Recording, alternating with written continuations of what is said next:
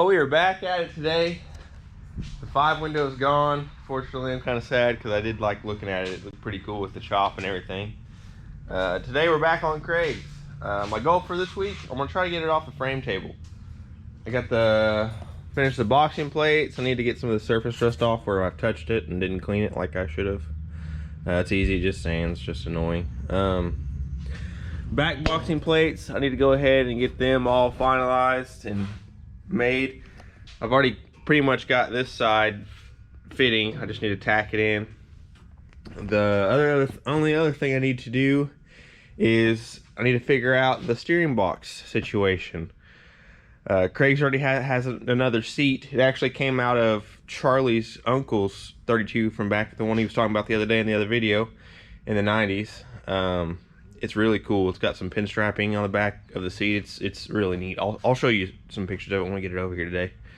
But the steering column, I need to get this all cleaned up. I need to get all the bearings checked, all the gears inspected to make sure there's no missing pieces. Funny thing about me is I used to actually build steering boxes for 4951 Fords. I probably built, I don't know, I should have kept count. It's probably in the thousands, I'm sure. It was a lot. I used to build them, usually 2 a day is what I build them. New bearings, new gears, just pretty much go through them and get them adjusted. So I'm very, very versed on steering boxes, so I'm not worried about this. I'm actually excited about getting into that thing. I haven't been in the steering box and it's probably going on 4 years or something like that.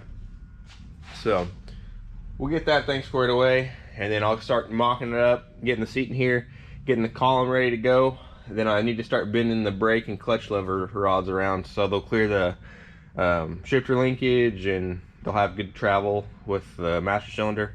I think the master cylinder and the slave cylinder should be here, I think Thursday is what Craig said, so we'll check in with that as soon as I get it done. I got plenty of work to do.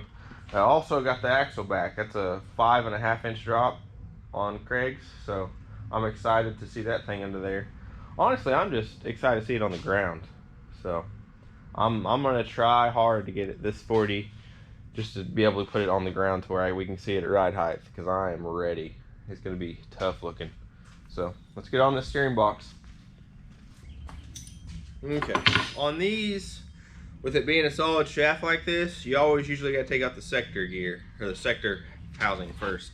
So that'll be this right here. It should be 4 bolts, and this is up here is your adjuster, so you shouldn't have to mess with it, I don't think.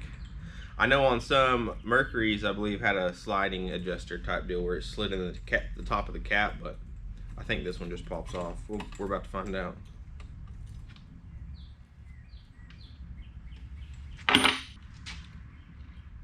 So this is actually a 55 Ford F100 steering box. Pretty cool, old hot rod thing. So I'm pretty sure they have everything to rebuild it. So we might not need anything though. This might be pretty clean. I've had a few shoebox when I worked at Shoebox Central. A few of them I'd get in. They looked like this and they were clean on the inside. So we'll see.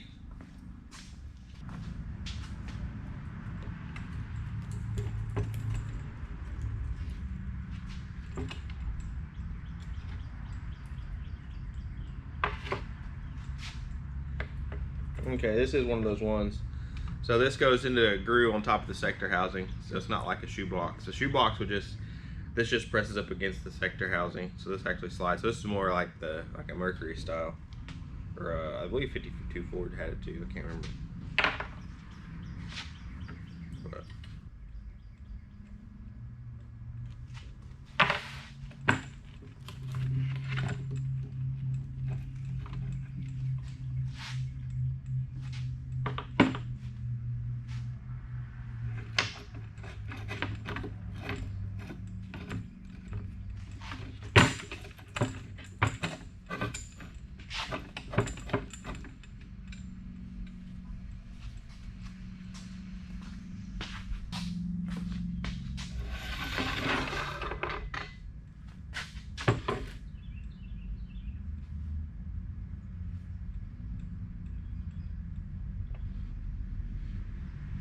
far so good. the worm gear looks like it's pretty clean. So that's some good news. Craig will be happy about that. I don't see any bad chips in it. Yep. I'll get these cleaned up, and then I'll film them and show you exactly what I'm looking for on the bearings and the gears. Okay, so on the gears, what I'm looking for is just big chunks missing. And luckily these are all good. There's no chunks out of the bearing where the bearing sets or where the gear meshes. So these things are good. Really just, I probably put new gaskets in it and she should be good to go. Really clean actually. So Craig looked out on that one for sure. I've seen them bad, so I'm excited about that.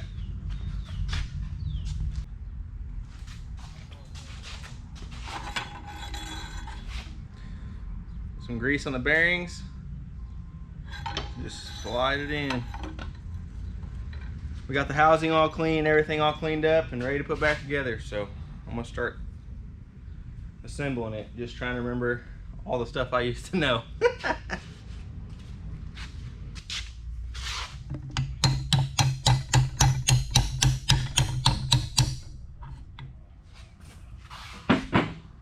Gaskets on these is what determines the bearing lash, so you have to keep putting them in or putting them on and off to make sure the bearings got enough lash. These gaskets were pretty new, so I just cleaned them. Usually you can get a kit, but this is like somebody's been in this one before and replaced some gaskets and stuff, so I should just be able to reuse them. So what you'll do is you'll just put all the bearings in, and then you will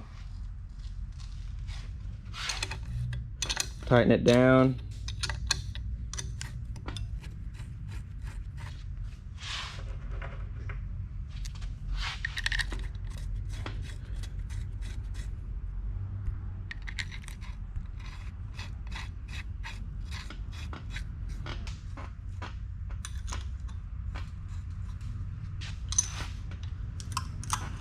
Just want to get them all snug,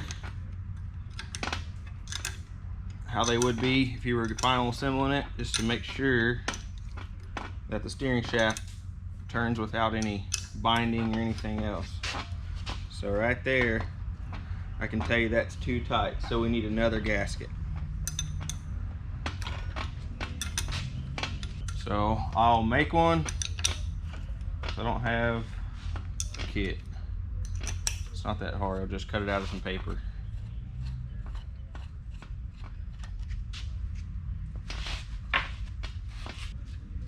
Or actually, change of plan. I'll just go up to old Shoebox Central and get some gaskets. I'm sure those are the same. They look identical, so go up to see Chris.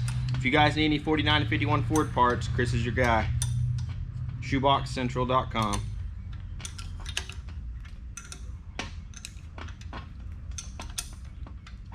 So what I'll do is I'll just pull that back out, put new gaskets on, and I should be able to shim it. So I'll film that later on. Right now I just want to get this together for now so I can at least get it mocked up in the car. I'll have to take it back apart and paint everything anyway, so this is just for mock-up. So I got the steering box mostly back together, mocked up, you know, for now, because I got to get those gaskets. But in the meantime, I'm going to get this door off and I'm going to start working on the boxing plates so I can get the chassis pretty much ready to be all welded out. So once I get the body off here, hopefully the last end of this week, I can just get the chassis down on the jig and full weld it out so it's ready to go for us. So we can go ahead, once it's off the jig, I want to go ahead and assemble it and see what it looks like. So let's get this door off.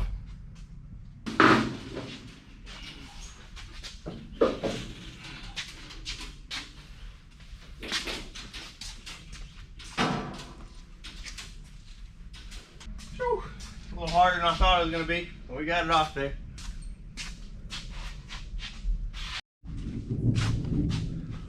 Well, it's the next day. I went and got the pedal assembly all done yesterday.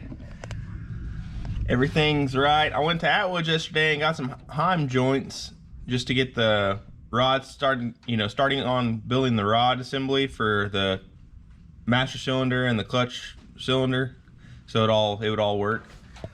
I'm having to switch from it being a push to a pull. So this, I need it to come back once your pedal's up. It would be a pull because it'd be going this way. So I'm having to build a cantilever setup to where it will reverse it to where it'll be a push for the master cylinder, if that makes sense. The clutch is the same way, so you need them both to push. So while I was at Atwood's, I gathered all the pieces for this. I just used some regular little bushings and then put a pipe in there with the grease fitting, so it'll all be greasable and serviceable. This will mount down here, and then I'll put my little arms off, and it should work with what I got in my head anyway.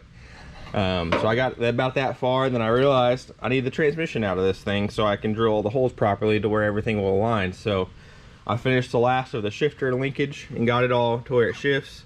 I had some of it off right now just because I was messing with it, but I rebuilt the shifter and got it all squared away to where she's good to go. It works like it should. I still need to mess with the shifter. I'm not real happy with this realignment thing I did because it was too far over. And I know they make a bracket that moves it over, but it's expensive. So, and Craig just wanted it more old school. So, I mean, this is kind of how they would have done it back in the day, but I'm going to try to make it to where it's just cooler looking than what it is. So I'll kind of walk you through that process too on that. What I want to do right now is I want to go ahead, and the only last thing I need to do before I pull the motor and trans is kind of mark where this firewall cut is, just to clean it up. So I have a plan for the outside to make it look cool. I'm gonna put an 1/8 inch round rod on the firewall and we'll make it look like it's got a kind of a bead to where it sweeps out. I'll show you when I get there. It'll be cool. I did it on my 35 Ford too. It turned out really clean. So I'll do that. I'll go ahead and take this shifter linkage back off and get the transmission ready to come out and the motor to come out, so I can finish all this junk, because this is going to be kind of a time consuming getting everything to work right. The Heim joints are all the same. I think they are, what size are they here? Somewhere is the thing. Oh, 5/16 on the Heim joints, so that they should be plenty big enough and strong for what we're trying to do. The little brass collars I used were half inside diameter and 3/4 outside diameter. So the center hole is half. I don't have one here somewhere. Oh, there it is.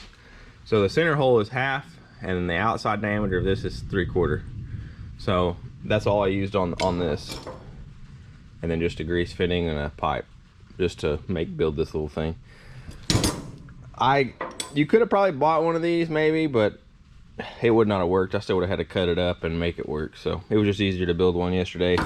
I thought about filming it, but it was really time consuming, and I had to use my full mental capacity to build it just to make sure I was thinking about every little thing. So like making it greasable and making it to where it was removable.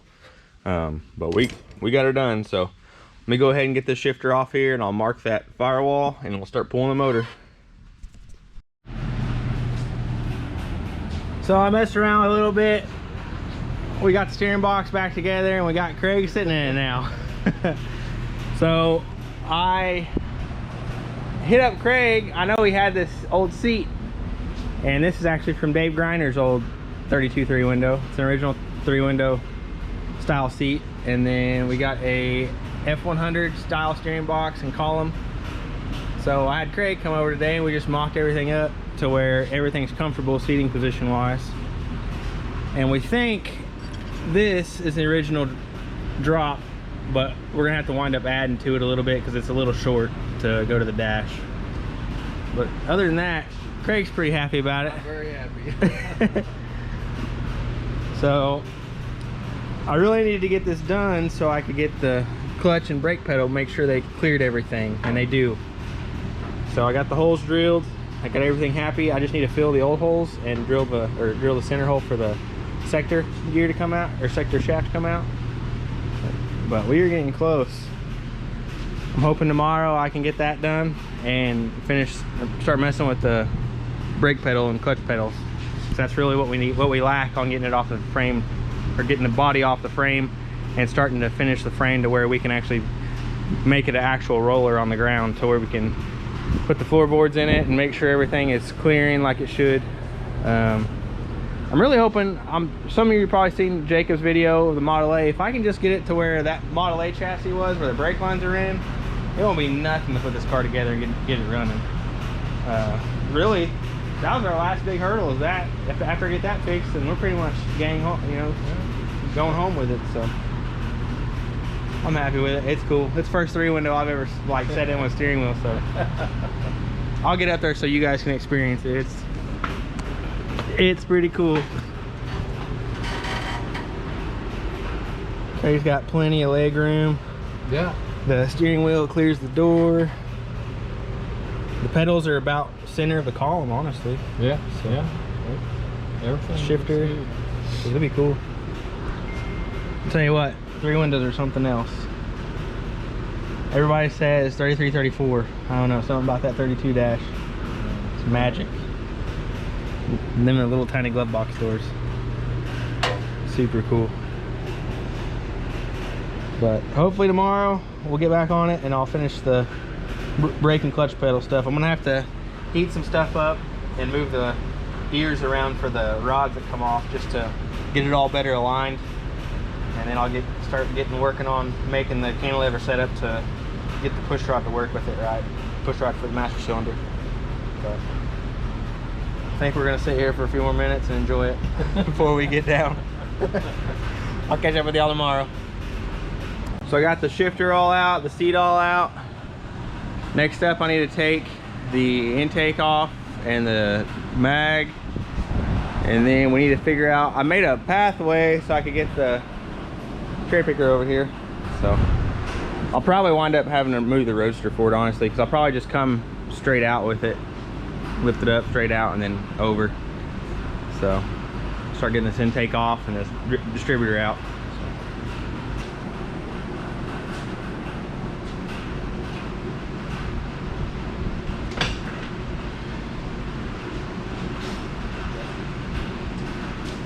So this is just Mallory Super Mag. I had it in my hot rod before. I actually did notice a power difference between this from my Pro billet. This thing, I'm pretty sure it added 30 to 40 horsepower. I'm not gonna lie. It definitely pepped it up a lot.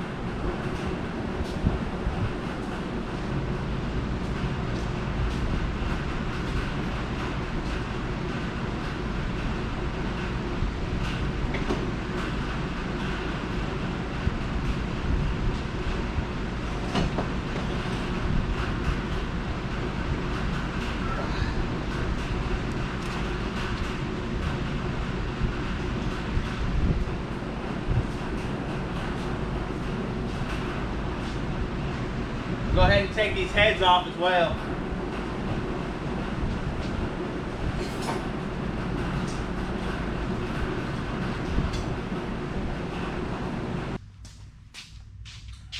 Let's see how I want to do this. I'll probably go ahead and just get it chained up and then just take this loose from here in the motor and just take the plate off and then lift the motor up from there, just so I ain't got something else to worry about hitting on the cross member or something else. So go ahead and do that. Go ahead and bring this out farther so we can actually reach. I'm gonna try to get it in the center on the back part of the engine, so in the center of between the transmission and the block. So hopefully it'll just come up instead of doing some weird junk.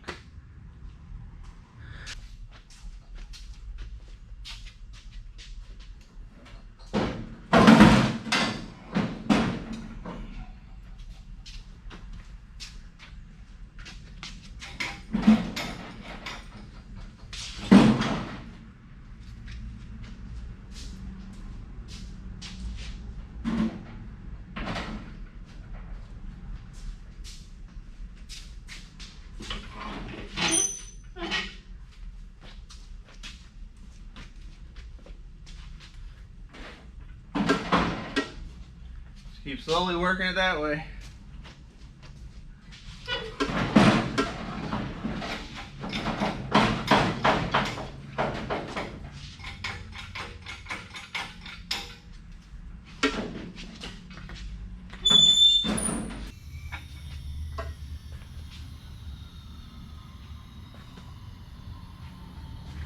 Perfect. Got it out without any major problems.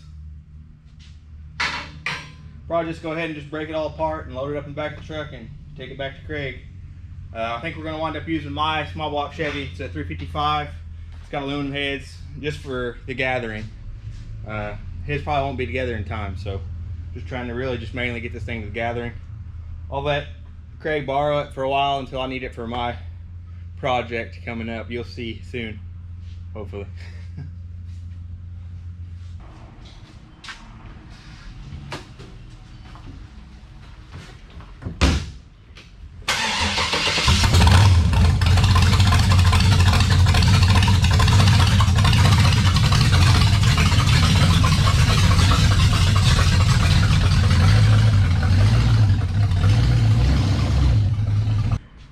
Now I got this spot clean, we're going to slide this car over. I'll put the frame in the center just so it's easy to get the body off the table and on to the chassis we brought.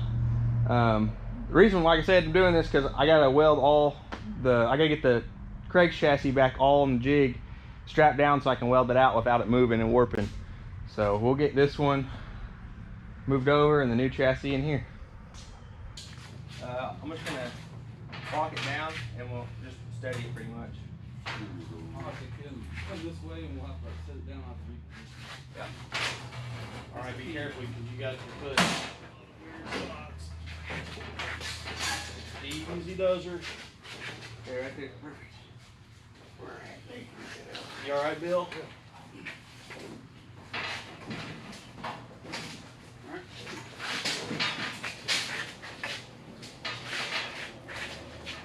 Coming.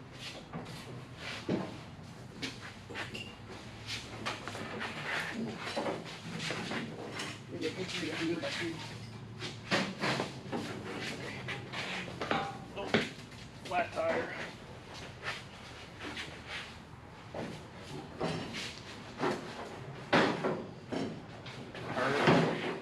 Right on.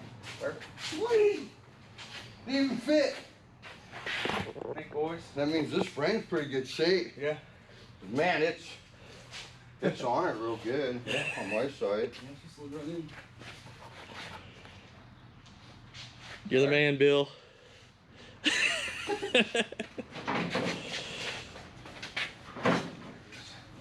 that seems to fit pretty good. Perfect. We didn't drop it. Good job, buddy. Not even the hole lining up. I was nervous for you guys standing up there on that deal. Yeah, it gets kind of sketchy up there. That's why I want to get it down because up there, like Cameron and Dolly on it sucks. I'm always scared it'll fall off. It looks a lot cooler down here now too, that we can see it. Yeah. Yeah, it's always been up there, so it's hard to see. Crazy. It's always nice though when you move it from one frame to the next and it fits it pretty good. Guess I did it right. Yeah, hey, Craig picked out a good frame, this one down here. Yeah, it's nice. He said it was from like 1986 or 87 when we got this one. Craig's closet is unreal. What else you got over there, Craig? All kinds of good stuff. It's crazy like how small it is. I know. Yeah, when you get it down here and look at it, that's what I was looking at. I was like, wow, looks a lot bigger up there. It'll honestly probably sit about right where it is. Yeah. Probably a little higher. That's kind of low. See some car shows you won't be able to show up to.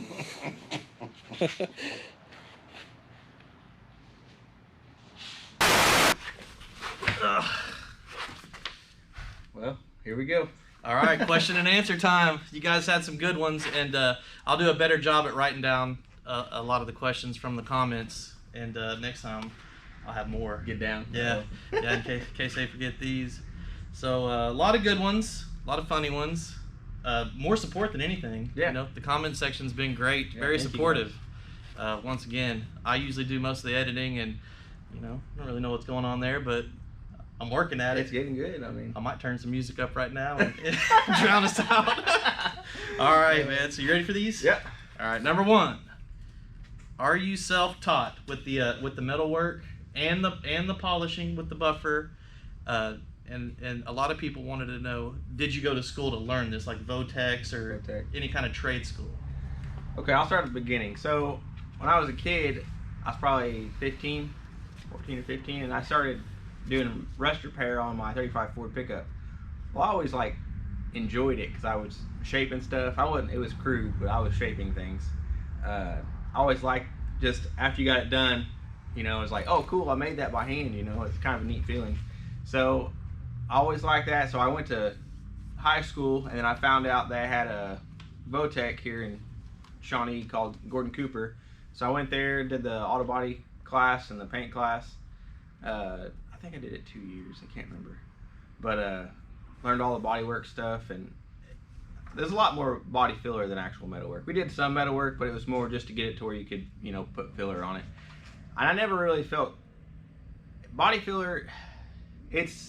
Every car is going to need it, but I just did not like putting body filler over like huge dents and halfway welded patches and stuff. I wanted it to be like super clean. So I started OJT at a shop in Shawnee, and I learned some there and kind of got my teeth cut on working at, you know, like a vintage style, like old car style body shop, instead of just doing like collision repair. That's what we were doing in class, was collision repair. So at the shop in Shawnee, the hot rod shop, it was just doing body work on old cars. So I kind of figured out, like, you know, door gaps and stuff like that, and kind of how the cars went together. And I learned some metal shaping stuff, you know, just basic hammer and dolly stuff. The biggest thing was I just wanted to do more hot rod. We were doing muscle cars, which I like muscle cars too, but my heart's always been hot rod stuff. And then I seen all the guys like Pinkies and all the crazy stuff, Walden, the Ham, the website, they used to have all these guys doing incredible things. Yeah, so I seen all that, and that's what I would go home and be researching on the Ham for hours. And I seen 32s and stuff. Well, I heard that there was a guy in Shawnee had a 32 3-window. It was this man right here. I was lucked into one. I think I was like 17. Yeah, you were young. I was young too, because I'll be 40 this year. Yeah. So I got some age on you. Yeah, you got a little on me for sure. But I seen that car, and I was just in love with 32 stuff. So they got another question with that. The buffing stuff I learned at the hot rod shop. I learned by fire pretty much. I just started buffing on stuff. I burnt some holes in crap. It's just part of it. A lot of stuff. See, I think when they see you break out the shrinking disc, or they see you annealing like metal and stuff like that, I mean that's pretty uncommon stuff. So I think, you know, we get a lot of those questions whenever you start doing some processes that aren't familiar. Like, we can all go to a body shop and see somebody get some, you know, block sand something out, but where did you learn to do like the shrinking disc and the annealing processes and just all your, like, the planishing hammer? That's not very common stuff. So I think that it's things like that that make people ask the questions, like, how do you know how to do that? The shrinking disc and planishing hammer stuff, it came from my friend Brandon. We kind of were into hot rods and stuff. Actually, our friend Brandon, you know him too. But he worked at Steve Cook Creations in the city, and we kind of did the sheet metal stuff together, if that makes sense. So he would go there and do like sheet metal stuff, shaping and stuff, and I'd just be on like Instagram and like everything else, just learning. Or I'd be welding in my shop behind my house and just planishing by hand, and just kind of starting off small and, you know, working our way up. Every time we'd find a trick, you know, somebody posts on a YouTube channel, on a video, we would send it to each other, and we'd talk about it, and we'd try it, and we kind of just worked it out that way. He's still doing it. He has a shop in Fort Gibson building hot rods and stuff. So incredible work over there. He just put together a buck. Did you see the buck? Yeah, he's gonna do Jaguar. He's gonna build a what do they call that thing? It's there's a certain name for it. It's a special Jaguar, but he's gonna hand build the entire body out of aluminum. Yep. So he's pretty wild. I can't remember what the thing's called. It's a special one for sure. I don't know. Anyways, yeah, Brandon's up there in, you say Fort Gibson? Yeah, Fort Gibson. Fort Gibson doing his thing, and so you guys kind of just pushed each other and got a similar interest. We just progressed like that. So he would send me something, and I'd try it. I'd send him something, he'd try it. Just that we just work off each other. So those guys at Steve Cook too, where Brandon was working, man. Alan, Shout out to Alan for sure. Alan's the man. Wait till you see Alan. Yeah. But yeah, man. So just around a bunch of like-minded people doing the similar stuff. So you guys pushing each other to get better all the time. That's cool. Yep. All right. Well, down to the next question. Do you MIG weld? We get a lot of people in the comments asking, what's the difference between MIG welding? What MIG welder do you use and stuff like that? And I'm sitting back and I'm like, he's not going to do any MIG welding. No, mainly on body panels I do TIG, just because the weld is softer on TIG. You can actually hammer and dolly it and shape it how you need. MIG, it's got its place. At my house. No, I mean, there's stuff I use MIG for around here. Like if I'm building something like a jig or something, I'll MIG weld it. Just because TIG is it takes longer. But mainly sheet metal stuff, I TIG it. MIG is going to be too hard to shape or do anything with, and it's going to crack on you. That's kind of where I'm at with this 3-window. Where they chop the doors, it's all cracking because it was MIG welded. The weld's harder than the sheet metal, so when you start, does it get work hardened, or not work hardened, but it just gets tempered, or yeah, it just gets tempered just the way it's heat and cooled. TIG is just it's a lot softer. The weld is. You can actually flatten it with a hammer. So speaking of flattening it, we get a lot of questions. What type of filler rod are you using? Okay, I use 035, just regular filler wire. You can get it at I get mine at Airgas. Just regular mild steel filler wire, works perfect. Cool. Okay, let's go over here to is Bill related? No. Who is Bill, and is Bill related? So Bill is not related. He was on our buddy Jacob's channel, Puddin' Fab Shop, and they became friends. Well, I seen him in the videos because I was in Jacob's videos too, but we were always in the videos at the opposite time, so I never like met Bill. And one day I was like, "Who's this Bill guy?" So I finally got to meet Bill, and the rest is history. I met him too in a similar way. I think I was at Top Stitch Taylor's house, which, you know, all these guys are from the same area. Yeah. And I would always drop in on them and check out, and Bill would come through, and man, just an amazing guy. Always very nice, very interesting guy. Got some stories. Oh man, his stories, you guys don't know the half of it, man. If we could get Bill on here to just unleash that. All the stories, yeah. I can't even, I mean, they're all good stories. They're fun, but man, we talk about Arizona and all the stuff that he's got going on. We'll see if we can get some Bill stories for you guys, but that's how I met Bill. Just a good guy and a good friend, and always hanging around.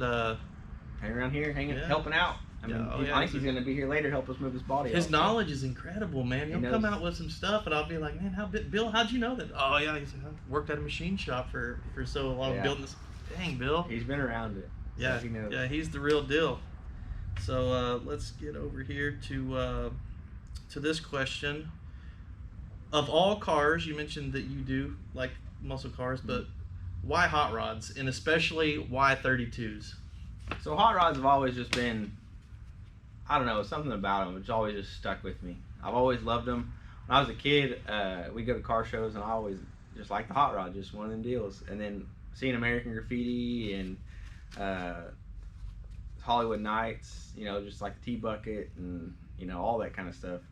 It always stuck with me. And then the ham made it even worse, because then I had like a direct source to hot rod stuff all over. And then guys like the Metal Fabricator Society, they're coming out with cool videos. Or the Mad Fabricators? Yes. Yeah, Mad Fabricators and Hot Rod Havoc. I'm definitely a child of those videos. I've wore them DVDs out.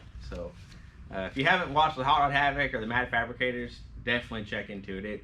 It's awesome. Yeah, so and very nice people too, man. I met those guys. Yeah. At GNRS, yeah. Mm-hmm. Or LA Roadster Show, sorry. Yeah, at the Roadster Show this year, and very awesome people. Super cool. Mm-hmm. So that's the hot rod spot, but why the 32s? You know, you got Model A's, you've got Willie. You know, there's all kinds of hot rods out there, but why the 32s? 32s, they just look awesome. I mean, I like 33, 34s too. Just something about a 32 3-window though. It just stay away from them, Mortsky. Yeah. They're just magic. They just look awesome. I've always loved them. 3 windows, 5 windows, roadsters. I really like the Phaeton. I got to work on that one time. Oh yeah. Yeah, that car. they're just something about 32s. I just always stuck to them. I got a 33, 34 coming. It's 5-window, but Whose car is that? top secret. Oh dang! Are they gonna let us film it? I think, yeah, probably. Okay, cool. But anyway, 32s. Like I said, I like 33, 34. I even like Model A's. I really just like 60 style cars, honestly. But 32s have always just been just that one thing that just, I don't know, just a little bit better than 33, 34. People, it's all preference. Some people like 33, 34s better than 32s, but I grew up around them. I didn't have a choice. I mean, that's what I was, you know. Oh, Dave, yeah. Yeah, and that's why I like hot rods. You know, I was around those dudes, and I didn't get to meet you guys, you know, for a long time. I was coming down here. All my friends were Uncle Dave's friends, you know. Oh, so yeah. They're all in their 80s and stuff like that. They were doing the hot rod stuff. Yeah, I mean, Uncle Dave's been doing hot rod stuff since, I mean, it started at Car Club in 52. Yeah. Maybe I can put the picture up of that first hot rod that they built. Model A, yeah. Yeah, it was cool. They were called the Apostles, and they were in Shawnee. Yeah. If you hear us say Apostles, that's what we refer to as Uncle Dave's car club. And, you know, I don't know if that's the oldest, probably not the oldest car club in Oklahoma, but it's probably one of the oldest active, because Uncle Dave's still active. Yeah, for sure. Yeah, he flies the Apostles deal on it. But that's how I got to liking the 32s. And, you know, I thought it was really cool to meet you guys because, like I said, all my friends were, you know, at the time when I met them, they're 60, 70. Now they're in their 80s and 90s. Yeah. And I didn't have any younger friends that were into hot rods. You know, I'm from Midwest City, so we were all street racing and turbo. That's actually how I met you. Yeah. Again, we met again later at Able. So, yeah, that's exactly right. So that's cool. So that's why 32s, man. There's just something about them. Let's go to the next one. We got. Well, that kind of goes into the next one. Who is Charlie? That's who I am. I'm one of Racing's friends. Yeah. We just met through doing this hot rod stuff, and you know, can't get rid of each other. No, every time I went somewhere in the city, I'd meet you. So. Yeah, no problem. All right. So, question. What welder do you recommend? TIG welder. TIG welder. And if you have a recommendation for MIG, you know, a couple people asked, and I tried to comment and let him know that hey, that's not really his deal. But yeah, what recommendations on TIG welder and MIG welder if you have one? TIG welding, I prefer to use the Eastwood. It just works the best as a TIG 200. Super easy machine to use. Works perfect. I've never had a problem with it. It welds aluminum very, very well. I've welded with Miller's Everlast, and honestly, that little welder is best bang for your buck for sure. Eastwood TIG 200. Yep. With the MIG welder, Millers have always been what I like for MIG welding. There's other ones, but it's always been a Miller that I've liked the most. So. I got that Harbor Freight unit. Yeah, Harbor Freight works good. It works good. Hey, yeah. He tried to teach me. I've got a TIG welder also, but I'll be going on the MIG whenever you're not over there. I hear you. Well, for plug welds and stuff like that. I got you. All right. So the next one, a lot of questions of what type of buffer and the pads and compounds are you using. When you did Clyde the other day, you brought the paint back. Had a lot of questions of what compounds, pads, and what kind of buffer. Just Harbor Freight. Hey, keeping it real. It works. Harbor Freight stuff works. I use the Harbor Freight buffing pads, the Harbor Freight buffer, and then they sell the McGuire's buffing compound, which I really like at Harbor Freight. So I use all that stuff. Now, is that buffer? Is that a DA style or is it? No, it's non-DA. Yep. Okay, so non-DA buffer. Sweet. All right. Here's a good one. Who is Craig? Craig is a local legend, kind of like Dave Griner. That's Which for sure. It's kind of funny that Dave calls Craig the 32 guy because they both had 32s. But Craig, I've always heard Charlie. We drive by Craig's house and he goes like, "There's a 32 3-window in that." I know where they're at. There. Yeah, I've always known where they're at. Sniffed them out. Yeah. But Craig just has an awesome encyclopedia of hot rod stuff. He knows what works with what. He's been collecting since the 70s. He's got this 3-window. He's got a roadster, a sedan. You'll see him on the channel soon. He's pure hot rod. Like everything is done right. Hot rods kind of went through a little sketchy area through the 70s and 80s and 90s with the street rods and the pastel colors. Craig has always been hot rods. Straight up hot rod. Yeah. Craig, and it's funny, like me and Craig become such good friends. Like he's a customer, but he's also like, my wife calls him my grandpa. Just because we're always hanging out. He's always over here. So All right. We should have asked this one first because this is one of the most asked questions. Period. Is when is the merchandise coming? When are you going to have some T-shirts? What's going on with that? Merchandise is coming. I only have 2 shirts, so you people that don't have you're like, I want merchandise. Me too. So I got T-shirts coming. I've got 2 myself. Yeah, that's all I got. That's why I got to rotate them out. So so it's coming, and you said that you are working on international shipping. Yep. For all the fans of yours that are in other countries. Yep. Seen a South Africa the other day. Yeah, wild. Yeah, we are working on merch. We also will have some new T-shirt designs coming soon. They're super cool. I'm excited about those. Alan. Yeah, thanks, Alan. Yeah, once you guys see these, I don't even want to sell them. I just want to buy them all. They look awesome. Alan's the man. All right. We're running out of time here, so I'm gonna get you a couple more. Okay. All right. Can you paint? I have painted. And not houses, cars. Can you paint cars? I have painted a few cars. I'm a little rusty at it, but I would like to start eventually. So we'll get back to that. We're not afraid to mess one up. No. We're not. No. Yeah, we'll do one, and if it's not good, we'll just do it again until we get it right. For sure. All right. So we got that, and let's do the last question for the day. And once again, you guys send some questions if you guys got some. I'll start writing them down, and we can get some more of these going. Where did the name Slick 50 come from? So I did that trying to make Jacob laugh, and it worked. And then it stuck the whole time. I like it. There's a video on his second channel. I think it's like the Love Rescue or something, where I just say it and trying to make him laugh, and it's been that ever since. It's catchy, man. Yeah. It's a good name. All right, man. Well, I think we're going to end the questions there. Yep. And start get this body off, I guess. All right, Craig, you're up. Bill, they want to know if you're ready to come out of retirement. Nope. No, that quick? Yeah, that quick. Nope. Hey, can we tell them about the pre-alta? No. That was your minute with Bill. See you guys.